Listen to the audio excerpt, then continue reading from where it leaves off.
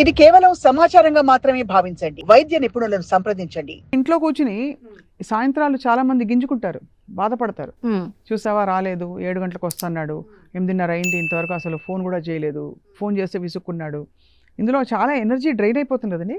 Waste అమ్మా. అక్కడ ఎంత అంటే అసలు వీళ్ళ స్కిల్ చచ్చిపోతుంది, అక్కడే వీక్నెస్.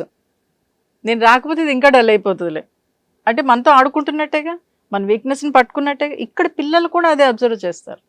అందుకే ఏంటంటే తల్లి డల్గా ఉందంటే వెంటనే కనిపెట్టేస్తారు, వాళ్ళకి ఏం కావాల్సిన చేయించేసుకుంటారు. నాకు ఇంగ్లీష్ సినిమాలో శ్రీదేవి గుర్తొస్తున్నారు, చూసుంటారు ఆ సినిమా మీరు? చూసాను.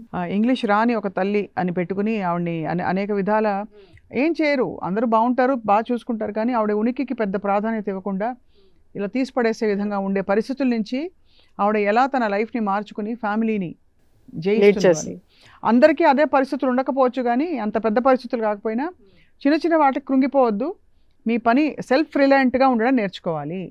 అంటే మన మానసిక అవసరాల కోసం కావచ్చు, మనకు సంతోషాల కోసం అవతల మనిషి నుంచి ఎక్స్పెక్ట్ చేసే కార్యక్రమం మూసేయాలి. అంతేనా?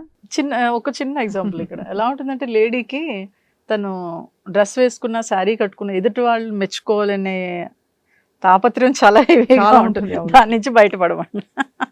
దాని నుంచి బయటపడితే ఇవన్నీ ఉండవు. అంతేనా? అంతే. ఎందుకంటే అద్దంలో నువ్వు చూసుకో, అద్దం నిజం చెప్తుందిగా. నువ్వు బాగున్నావు లేదో అర్థం చెప్పేస్తుంది, నీకు ఏది బాగుందో నీకే తెలుస్తుంది.